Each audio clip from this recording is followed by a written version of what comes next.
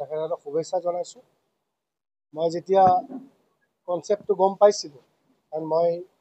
বিভিন্ন NGOৰ কামসমূহত যদিও ডাইৰেক্ট জড়িত নহয়, ইনডাইৰেক্টলি বহুত NGOৰ কামৰ লগত মই জড়িত। বহুত NGO আমাৰ পলাশবাৰীত ইতিমধ্যে আছে, য'ত মই সহায় সহযোগিতা আগবাঢ়ি থাকোঁ। আৰু মোৰ ব্যক্তিগতভাৱেও আপোনালোকে দেখিছে মই ছ'চিয়েল ছাৰ্ভিচ কৰাৰ ক্ষেত্ৰত বহুতখিনি ভিতৰৰ অঞ্চলবিলাকতো মই সহায় কৰি আহিছোঁ, কিন্তু সংগঠিতভাৱে মই কেতিয়াও কোনো কাম কৰিবলৈ পৰা নাছিলোঁ, যিহেতু মই ৰাজনৈতিক দলৰ লগত ব্যস্ত আৰু মোৰ বিভিন্ন ৰাজনৈতিক মোৰ দায়িত্ব আছে। কিন্তু তেখেতসকলৰ লগত একবাৰ বহুতে যেতিয়া মই কনচেপ্টটো বুজি পালোঁ আৰু তেখেতসকলৰ যিখিনি কাম কৰা ইচ্ছা আৰু মোৰ যিখিনি ৰাইজৰ মাজত কাম কৰা ইচ্ছা, সেইখিনি মই একে পালোঁ। আৰু মই ভাবোঁ যে ৰাইজত কাম কৰিবলৈ কোনোবা পাৰ্টিত বা কোনোবা দলত থকাটো কোনো দৰকাৰ নহয়। আৰু যিহেতু তেখেতৰ এটা নন গভৰ্ণমেণ্টেল অৰ্গেনাইজেশ্যন, তেখেতসকলৰ যি দিশত কাম কৰিবলৈ তেখেতে ইচ্ছা কৰিছে, সেই কথাখিনিত মোৰ খুব ভাল লাগিলে। আৰু মই ক'লোঁ যে ময়ো ওতঃপ্ৰোতভাৱে জড়িত থাকিব পাৰোঁ। আৰু তেখেতসকলেও ক'লে যদি জড়িত থাকিব বিচাৰে তেতিয়াহ'লে আমাৰ এডভাইজাৰ হিচাপে থাকিলে ভাল হয়। আৰু তেখেতসকলে কৈছে যে আৰু কেইবাগৰাকী এডভাইজাৰ তেখেতসকলে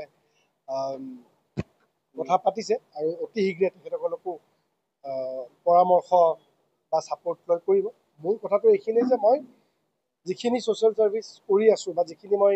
কাম কৰি আছোঁ, সেই কামখিনি এখেতসকলৰ জৰিয়তে আৰু সুসংগঠিতভাৱে মই কৰিব বিচাৰিছোঁ। আৰু এখেতসকলৰ যিখিনি আগন্তুক দিনবিলাকত যিখিনি প্লেনিং আছে, বিভিন্ন শিক্ষামূলক ছাত্ৰ ছাত্ৰীসকলক লৈ যিখিনি তেখেতসকলৰ প্লেনিং আছে বা কৃষকসকলক লৈ যিখিনি প্লেনিং আছে, ইতিমধ্যে আমি ডিছকাছ কৰিছোঁ। মই তেখেতসকলক সমৰ্থন জনাইছোঁ যে আগন্তুক দিনবিলাকত এই NGOটোৰ জৰিয়তে যাতে আমি ৰাইজৰ প্ৰকৃত সহায় হোৱাকৈ যাতে আমি কাম কৰি যাওঁ, তাতে কোনো পলিটিকেল বেনিফিটৰ কথা নাই। স্বাভাৱিকতে মই যিহেতু বিজেপিৰ এজন মেম্বাৰ, মই তাতে গ'লে বিজেপিৰ অমুক আহা বুলি ক'ব, কিন্তু এইটো আমি কোনো পাৰ্টিৰ বেনাৰত কেতিয়াও নকৰোঁ। কমপ্লিটলি NGOৰ বেনাৰত কৰিম। যি নাম হ'ব NGOৰ হ'ব, যি কাম হ'ব গোটেই NGOই কৰিব। তাতে কেতিয়াবা মই থাকিব পাৰিম, কেতিয়াবা মই নোৱাৰিম, সেইটো এটা ছেকেণ্ডেৰী কথা। কিন্তু মই যিমান পাৰোঁ মই তেখেতসকলৰ লগত মই থাকিম। আৰু যিখিনি কাম মোৰো কেতিয়াবা ব্যক্তিগতভাৱে কৰিবলৈ অসুবিধা হয়, মই NGOটোৰ দিয়া পৰামৰ্শ দিম। আৰু তেখেতসকলৰ জৰিয়তে যদি মোৰো কিবা নতুন কনচেপ্ট মই দি তেখেতসকলে মোৰ কনচেপ্টত কাম কৰিব পাৰে, তেতিয়াহ'লে ময়ো ভাল পাম। কাৰণ যিসকল ব্যক্তি NGOটোৰ লগত জড়িত হৈছে বহুত অভিজ্ঞ ব্যক্তি, আৰু তেখেতসকলৰো বিভিন্ন বেলেগ বেলেগ দিশত তেখেতসকলৰ কাম কৰা অভিজ্ঞতা আছে। মই ভাবোঁ যে পাব্লিকৰ কাৰণে যিখিনি যিখিনি ক্ষেত্ৰত বহুতখিনি অভাৱ অভিযোগে হওক বা বহুতখিনি গেপ হৈ আছে, সেই গেপখিনি যাতে আমি এই NGOৰ থ্ৰুদি আমি পূৰা কৰিব পাৰোঁ, সেই প্ৰচেষ্টাই আমি আগন্তুক দিনত হাতত ল'ম বুলি মই আপোনালোকক ক'ব বিচাৰিছোঁ।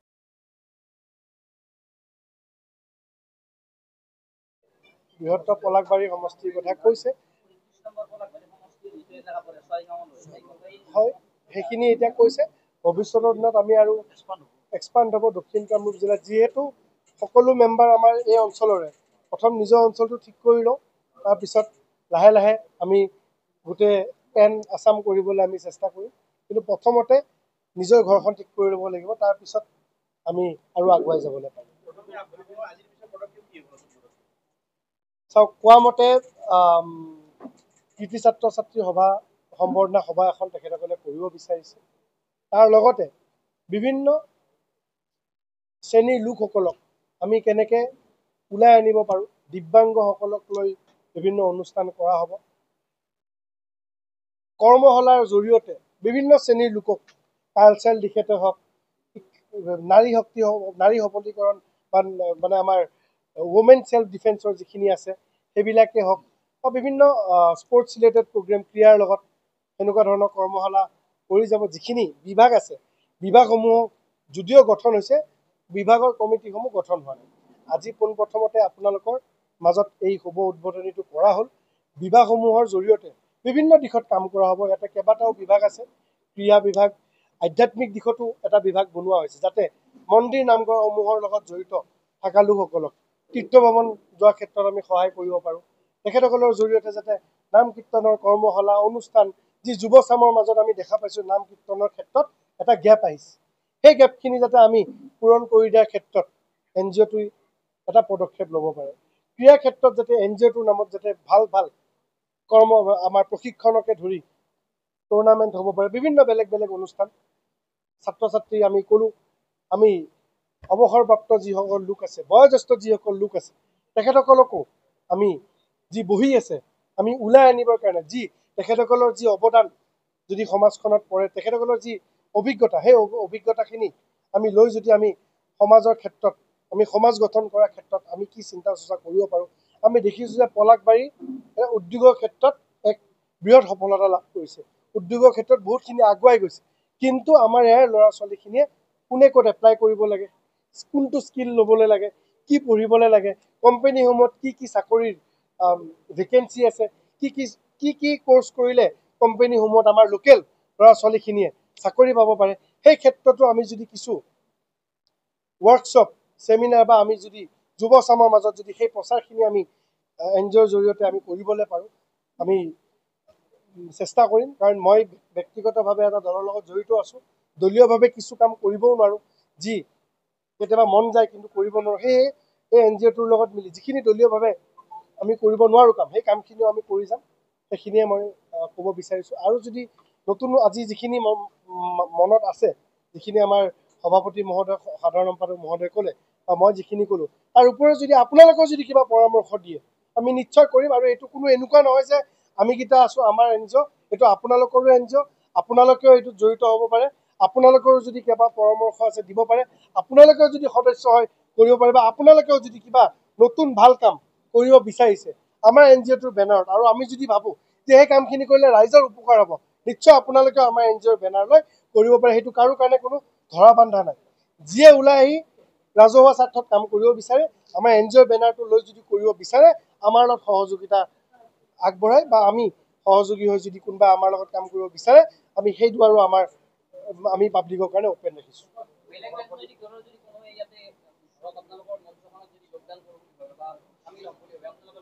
100% ক'লে এইটো কোনো ৰাজনৈতিক দলৰ লগত কথাই নাই এতিয়া আমাৰ NGOটোৰ এনেকুৱা মানুহ আছে ভৱিষ্যতৰ দিনত কোনোবা সাংবাদিকতাৰ লগত জড়িত কোনোবাই ৰাজনৈতিক দলৰ লগত জড়িত কোনোবাই অৰাজনৈতিক দলৰ লগত জড়িত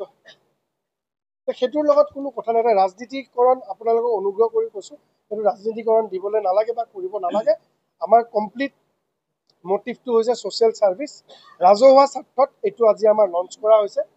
মোৰ ব্যক্তিগত যদি আপোনালোকে কয় যে মই থকাৰ কাৰণটোৱে হ'ল যে মই ৰাজনৈতিকভাৱে বহুতখিনি ক্ষেত্ৰত মই কাম কৰি আছোঁ আৰু বহুত ক্ষেত্ৰত মই কিছু কাম কৰিব নোৱাৰোঁ আৰু এখেতসকলৰ চিন্তাধাৰাক বা এখেতসকলৰ যি পৰিকল্পনা সেই পৰিকল্পনাক মই সন্মতি জনাইছোঁ আৰু মই এখেতসকলৰ লগত ওতঃপ্ৰোতভাৱে জড়িত থাকিম বুলি মই তেখেতসকলক জনাইছোঁ সেয়েহে মোৰ মুখ্য উপদেষ্টাৰ নাম দিছে আৰু মোক প্ৰথম দিনাই কৈছে যে দাদা আপুনি কিন্তু অকলে মুখ্য উপদেষ্টা হ'লে এই প্ৰশ্ন আমাক কৰিব পাৰে আৰু লগতে আমাৰ লগত এনেকুৱা বহুত অভিজ্ঞ ব্যক্তি আছে যি আমাৰ পলাশবাৰী সমষ্টিৰ নহ'বও পাৰে কিন্তু আমাৰ লগত মুখ্য উপদেষ্টা হিচাপে বা উপদেষ্টা হিচাপে থাকিব বিচাৰিছে আপুনি কিন্তু সেইটোত কোনো বেয়া পাব নালাগে মই কৈছোঁ কোনো বেয়া পোৱাৰ কোনো কথাই নাই এটা যোন আমাৰ যদি এটা সাংবাদিক আমাৰ নীৰেণ দা হওক আমাৰ যিমান আছে হিতেশ দা হিতেন দা আমাৰ পবিত্ৰ দাহঁত উত্তম যোনে ইয়াতে ইচ্ছা কৰে ইয়াতে থাকিলে ইচ্ছা থাকিব লাগিব তেখেতসকলে মনৰ কথা ক'ব লাগিব নিশ্চয় আমাৰ এই NGOটোৰ লগত জড়িত হৈ ৰাজহুৱা স্বাৰ্থত কাম কৰিবলৈ আগবাঢ়ি অহাৰ কাৰণে সকলোৰে দৰ্জা খোলা আছে গাঁওবিলাকত যাম যেতিয়া আমি গম পাম যে অভাৱ অভিযোগখিনি অলপমান তেখেতসকলেও বুজক কাৰণ মইতো জানো মই ঘূৰি থাকোঁ NGOৰ তৰফৰ পৰা কি আহে তেতিয়া মোৰ কি পৰামৰ্শ বিচাৰে সেই পৰামৰ্শ অনুসৰি নিশ্চয় তেখেতসকলৰ সেই বিভাগৰ কমিটিয়ে নিশ্চয় সেই কথাটোত নিশ্চয় 100% আমাৰ উদ্দেশ্য আমি ৰাইজক উপকৃত কেনেকৈ কৰিব পাৰোঁ নিয়োগৰ ক্ষেত্ৰত কি কৰিব লাগে সম্পাদক মহোদয়ে ক'ব